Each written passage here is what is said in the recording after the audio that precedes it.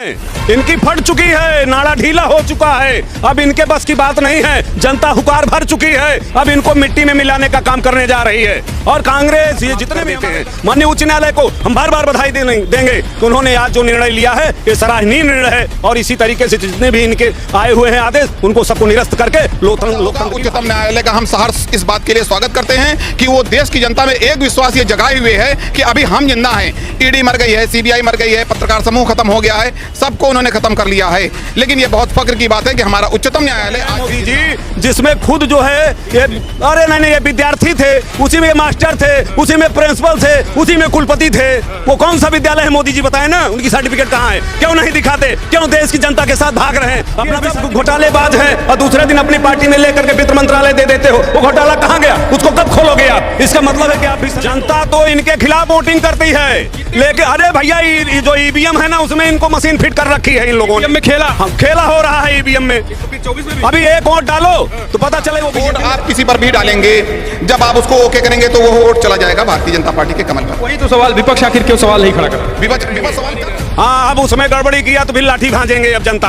हाँ, अब एकदम मुस्तैद है, लिए तैयार है। जिस तरीके से इस हिंदुस्तान की लोकतंत्र पे जो है खतरा मंडरा रहा था, आज माननीय न्यायालय ने ये दिखा दिया कि ये जो ढोंगी लोग जो बड़े बड़े नेताओं की सदस्यता को सदन में जाने से रोकने का प्रयास कर रहे थे, माननीय राहुल जी के साथ जो ये कूट रचना रच करके उनकी सदस्यता 2 साल की सजा दिलवा करके उनकी सदस्यता जो खत्म करने की एक साजिश हुई, उसको माननीय न्यायालय ने खत्म करते हुए वो बधाई के पात्र हैं। और आज ये लग रहा है कि अभी हमारे हिंदुस्तान में लोकतंत्र को खतरा नहीं होगा। हम आपको बताना चाहते हैं, ये जितना रोकने का प्रयास करेंगे ढोंगी लोग जो इस समय आए हैं सरकार बना करके, आपको हम एक उदाहरण देना चाहते हैं।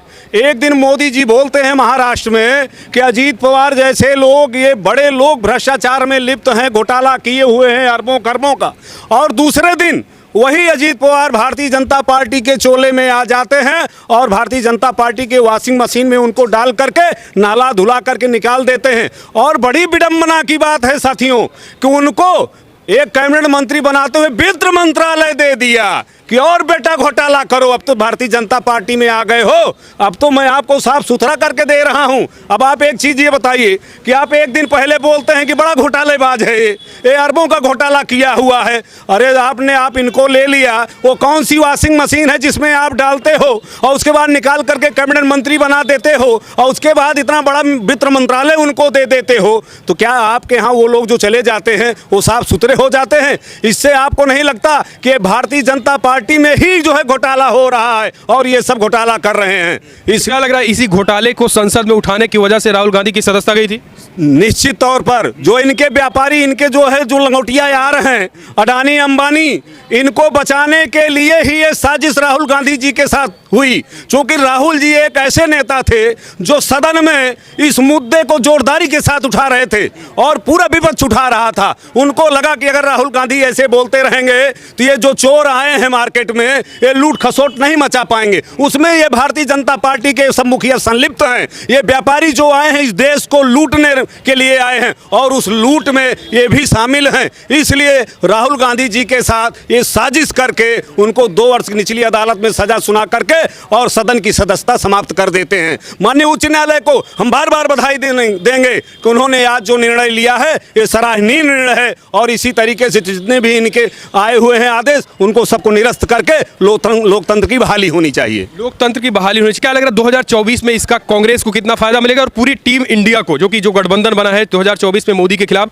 उस पे कितना फायदा मिलेगा? ये कुछ देगा कांग्रेस को फायदा? अरे ये पूरा फायदा देगा। फायदा ही नहीं, जो इंडिया ये जो गठबंधन बना हुआ है इससे ये भयभीत हैं। इनकी फट चुकी है, नाड़ा ढीला हो चुका है। अब इनके बस की बात नहीं है, जनता हुकार भर चुकी है। अब इनको मिट्टी में मिलाने का काम करने जा रही है। और कांग्रेस, ये जितने भी हमारे गठबंधन के साथी हैं, मजबूती से मैदान में आ गए हैं। अब इनको जड़ से उखाड़ फेंकने का काम करेंगे। मोदी जी कह रहे हैं 20 लाख करोड़ वाले घोटालेबाज एक हुए हैं, सबकी फाइल खुलेगी 24 के बाद। अरे आप अपना फाइल कब खोलोगे भाई?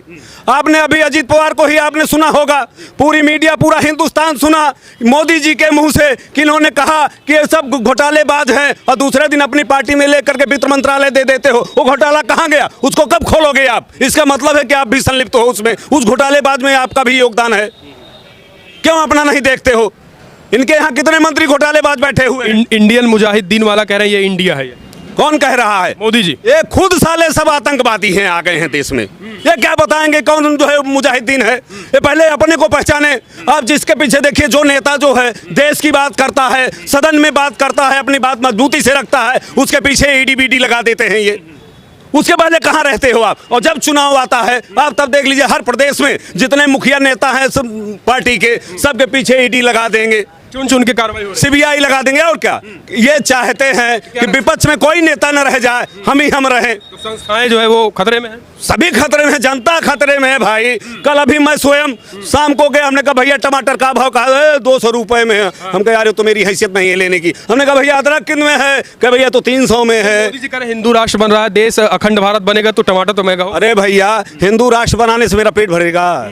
इसके पहले हिंदुस्तान नहीं था, हिंदू नहीं था। आज हाँ, मोदी जी ने बहुत कुछ दिया है जो 70 वर्षों में कोई सरकारें नहीं कर पाई, वो मोदी जी ने कर दिया। 100 रुपए में पेट्रोल कर दिया, नौजवानों को बेरोजगार कर दिया है, टमाटर 200 रुपए में कर दिया। और क्या करेंगे ये? आज जो है नया युवक सड़कों पे टहल रहा है, रोजगार के लिए भीख मांग रहा है। ये रोजगारी की बात क्यों नहीं करते हैं? नौजवानी की क्यों बात नहीं करते हैं? व्यापारियों की क्यों बात नहीं करते हैं? इसको इनको करना चाहिए ना। केजरीवाल कह रहे हैं अब मोदी की सदस्यता की भी बात होनी चाहिए। अरे भैया, ये उस सरकार जो स्कूल में पढ़े हैं मोदी जी, जिसमें खुद जो है ये, अरे नहीं ये विद्यार्थी थे, उसी में मास्टर थे, उसी में प्रिंसिपल थे, उसी में कुलपति थे। वो कौन सा विद्यालय है मोदी जी बताएं ना? उनकी सर्टिफिकेट कहाँ है? क्यों नहीं दिखाते? क्यों देश की जनता के साथ भाग रहे हैं? अपना भी सर्टिफिकेट दिखाए ना वो, कि मेरी सर्टिफिकेट ये है। आज तक क्यों नहीं? पूरी जनता चिल्ला रही है, पूरा विपक्ष चिल्ला रहा है। अरे इनको शर्म आना चाहिए, चुल्लू भर पानी में मर जाना चाहिए कि अपनी सर्टिफिकेट नहीं दिखा पा रहे हैं। केजरीवाल कहते हैं राजा हमारा अनपढ़ है, ये क्या बात हुई? अरे भैया, जब राजा ही अनपढ़ होगा, गंवार होगा, तो हमारी जनता के लिए क्या कर पाएगा वो? अरे अमित शाह ने एक सर्टिफिकेट उनको दिखाया था, ऐसा नहीं है? अमित शाह ने उनका एक सर्टिफिकेट दिखाया था। जब मांगा गया था उनसे सर्टिफिकेट के लिए कि सर्टिफिकेट दिखाया जाए, तो अमित शाह ने उनका एक सर्टिफिकेट ला करके दिखाया था। बट उस सर्टिफिकेट को पूरी तरीके से गलत इसलिए साबित किया गया था कि वो कंप्यूटराइज सर्टिफिकेट सन 48 का जब वो दिखा रहे थे, जिस सन का, उस सन में कंप्यूटर हिंदुस्तान में लॉन्च ही नहीं हुआ था। कंप्यूटर हिंदुस्तान में राजीव गांधी के प्रधानमंत्री बनने के बाद से लॉन्चिंग हुई है। कंप्यूटर प्रोसेस ही तब शुरू हुआ है। कंप्यूटर की सर्टिफिकेट ही इशू होना राजीव गांधी के बाद से शुरू हुआ था, और उसके पहले की उनकी डिग्री थी। ये कैसे विरोधाभास है? जिस फॉन्ट में उनका नाम लिखा हुआ था वो फॉन्ट सन 72 में लॉन्च हुआ था, उसके पहले की उनकी डिग्री थी। वो जिस सन में वो फॉन्ट नहीं यूज हुआ था वो भी फर्जी है, वो फर्जी थी, पूरी तरीके से फर्जी थी। राहुल गांधी की सदस्यता बहाल हो गई, सजा पे रोक लग गई है, सदस्यता भी हो सकता है बहाल हो जाए। क्या लग रहा है 24 में कितना फायदा करेगा? और जो हुआ ये कैसे देखते सुप्रीम कोर्ट के आदेश को? बिल्कुल फायदा होगा। उच्चतम न्यायालय का हम सहर्ष इस बात के लिए स्वागत करते हैं कि वो देश की जनता में एक विश्वास ये जगाए हुए है कि अभी हम जिंदा हैं। ईडी मर गई है, सीबीआई मर गई है, पत्रकार समूह खत्म हो गया है, सबको उन्होंने खत्म कर लिया है। लेकिन ये बहुत फक्र की बात है कि हमारा उच्चतम न्यायालय आज भी जिंदा है, और वो जब तक जिंदा है तब तक संविधान जिंदा है, और जब तक संविधान जिंदा है तब तक देश जिंदा है। यानी मानते हैं संविधान पे भरोसा है, विश्वास है कि वो रहेगा। बिल्कुल, कि लोकतंत्र खत्म कर रहे हैं, न्यायालय ना हो तो हमारी सुनवाई ना हो। बेशक लोकतंत्र को खत्म किया जा रहा है। देश की जीडीपी पूरी तरीके से गिर गई है, देश की मुद्रास्फीति पूरी तरीके से डाउन हो गई है, देश कर्जे में जमीन से आसमान तक पहुंच गया है। पूरी तरीके से देश को चंद कारोबारियों के हाथ में दे दिया गया है।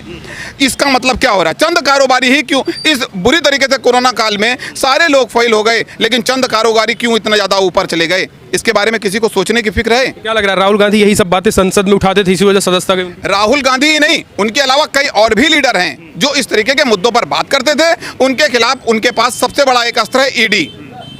ये आप जान लीजिए। कभी कभी लोगों को लगता है, थोड़ी देर के लिए लोगों को लगता है कि इन मोदी के पीछे मोहन भागवत का हाथ है, वो इनको प्रमोट कर रहे हैं, मोदी के पीछे अमित शाह का हाथ है, वो इनको प्रमोट कर रहे हैं। ऐसा कुछ नहीं है। मोदी के पीछे इस देश में सबसे मजबूत और सशक्त हाथ संजय मिश्रा का है। संजय मिश्रा के अलावा इस देश में मोदी का सबसे मजबूत हैंड कोई भी नहीं है, और ये संजय मिश्रा वही है। उन पे भी विवाद है, उन पे भी विवाद है। वो कहा गया सुप्रीम कोर्ट उनको ऑब्जेक्शन कर रहा है। एक्सटेंशन दे दिया जी, उन पर भी विवाद है। वो विवादित रूप से ही ईडी के डायरेक्टर बनाए ही गए थे। वो पूरी तरीके से इस प्रमोशन लिस्ट को फॉलो नहीं करते थे कि वो ईडी के डायरेक्टर बनाए जाएं, पर फिर भी भाजपा ने उनको ईडी का डायरेक्टर इसीलिए बनाया था क्योंकि उनकी मर्जी पर काम करता है। बिल्कुल, वो कह रहे हैं कि केंद्र देश के हित में इनको जो है वो प्रमोट करना भी ठीक है।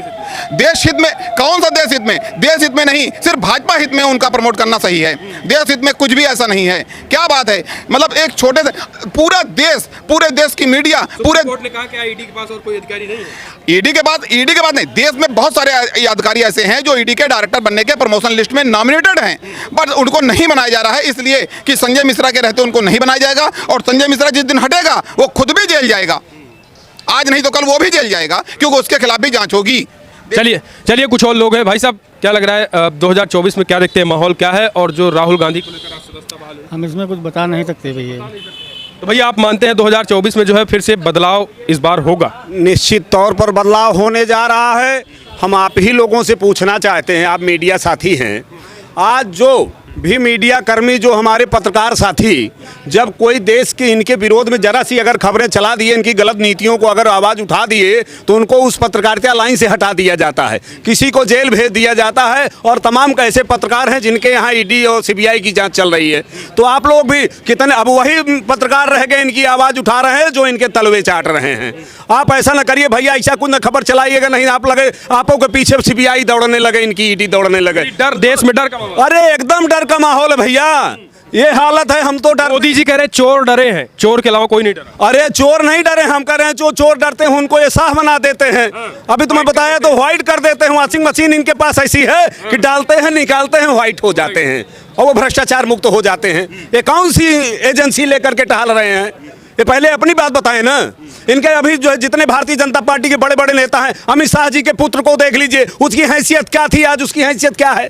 आप इसकी क्यों नहीं जांच करा लेते हैं? क्योंकि वो आपका गृह मंत्री है, आपका सारथी है। वो बीजेपी में चल रहा है, क्यों नहीं चल रहा है भाई? तमाम नेता ऐसे हैं, किसको उठा लीजिए, किसका वंशवाद नहीं है वहां पर, चरम सीमा पर है। अरे केवल कोई देख लीजिए, वंशवाद के नाम पर बहुत दूर जाने की जरूरत नहीं है। जो इस समय सबसे ज्यादा विवादित कैंडिडेट है ब्रजभूषण सिंह, उसी को देख लीजिए। उसका भाई क्या है? विधायक। उसका छोटा भाई क्या है? डायरेक्टर। उसका दामाद क्या है? एक विधायक। दूसरा दामाद जो है वो कुश्ती महासंघ का बिहार का प्रेसिडेंट। इसको वंशवाद नहीं कहेंगे तो और किसको वंशवाद कहेंगे? तो अब मोदी जी की स्ट्राइक चल रही है, वो भी खाली हो रहे हैं। भाई मोदी जी की स्ट्राइक चले, खाली हो तो सच पर आइए, तो वो प्लेटफॉर्म तो पकड़िए पहले। यानी केवल विपक्षियों को जो है वो वंशवाद के नाम पर जो है केवल भरमाया जा रहा है कि यही चल रहा है बस। अरे भैया ये ढोंगी लोग हैं, ये झूठे हैं। जनता 2014 के बाद से राज्य सरकार हो, 2019 चुनाव हो, जनता भरम क्यों रही है? लगातार जीत जनता भरम नहीं है भैया, जनता तो इनके खिलाफ वोटिंग करती है। लेकिन अरे भैया जो ईवीएम है ना, उसमें इनको मशीन फिट कर रखी है इन लोगों ने। में खेला, हाँ, खेला हो रहा है ईवीएम में। तो फिर 24 में भी अभी एक वोट डालो तो पता चले वो बीजेपी में जा रहा है। हम लोग सोचते हैं कि इस बूथ पर जो है पूरा विपक्ष है इनका, और वहाँ ये चुनाव जीत जाते हैं। तो ईवीएम में खेला नहीं हो रहा था और कहाँ हो रहा है? ईवीएम में खेला तो 2024 का ऑर्डर से क्यों नहीं उससे कराते अपना जो है? ममता बनर्जी ने भी जो है अपना चुनाव कराए तो अपनी हैसियत को इनको ज्ञान हो जाएगा। मानते हैं ईवीएम में खराबी है, ईवीएम में खराबी है ही है। ईवीएम में शंका है भैया, बिल्कुल शंका है। विपक्ष आवाज के हम करें आईआईटी के स्वामी शंकर जैसे इंजीनियर ने, जो लड़का बहुत कम उम्र का था, स्वामी शंकर इंजीनियर ने उसका ला करके डेमो पूरी तरीके से करके दिखाया था। उसने सामने बैठा करके उसमें मंत्री स्तर के कम से कम 4 लोग मौजूद थे और उसने डेमो करके दिखाया था कि लीजिए मैं डेमो करके दिखा रहा हूं। पर वो डेमो किसी भी राष्ट्रीय मीडिया ने नहीं दिखाया, उसने डेमो करा। वोट आप किसी पर भी डालेंगे, जब आप उसको ओके करेंगे तो वो वोट चला जाएगा भारतीय जनता पार्टी के कमल पर। वही तो सवाल, विपक्ष आखिर क्यों सवाल नहीं खड़ा कर रहा है? विपक्ष सवाल कर रहा है, ऐसा कुछ नहीं है। वर्ल्ड अदालत तक इसकी बात गई हुई है और वहां भी इस बात का क्लेम किया गया है कि देश जो पूरे विश्व के जो सबसे टॉपेस्ट कंट्रीज हैं, जो 8 कंट्री हैं, उन 8 में से किसी भी कंट्री में ईवीएम से नहीं होता है। सबसे बड़ा हमारा ही देश हो गया है जहां पर ईवीएम से होता है। आखिर क्या बात है? सब बंद होना चाहिए, बिल्कुल ईवीएम बंद होना चाहिए। ईवीएम बंद भाई मोदी जी जाएंगे नहीं, ऐसा नहीं है। अब ईवीएम कैसे जाएंगे? हम लोग देख रेख कर रहे हैं, अब उस पर भी निगरानी करेंगे। हाँ, अब उसमें गड़बड़ी किया तो फिर लाठी भांजेंगे अब जनता। हाँ, अब एकदम मुस्तैद है, लिए तैयार है हाथ में। सुरक्षा करेंगे और क्या, अब सारी सुरक्षा करेंगे, तभी तो देश की सुरक्षा होगी। देश की सुरक्षा तभी होगी जब हम ईवीएम की रखवाली करेंगे। यानी ईवीएम में आपको शंका है? पूरी शंका है। वहीं से जीतते हैं, वहीं से जीतते। जनता नहीं दे रही है। जनता कहाँ देती है भाई? जनता कह रही है हमको राशन मिल रहा है, किसानों का जो है वो 6000 रुपया मिल रहा है, 2.5 लाख वाला घर मिल रहा है, इसलिए हम वोट दे रहे हैं। भैया ये जो राशन दे रहे हैं ना, ये जनता को जो है अपाहिज बना रहे हैं। फ्री वाला तो कांग्रेस भी कर रही है ना, कर्नाटका में 5 गारंटियां अरे भाई, जब किसी मदारी को अगर उसका जो है खेल बिगाड़ना है तो हम भी मदारी बनना ही पड़ेगा ना। हाँ, अगर कोई आतंकवादी हमारे देश पर हमला कर रहा है तो क्या हम उससे नमस्ते करेंगे कि हम भी उसका जो है मुकाबला करेंगे?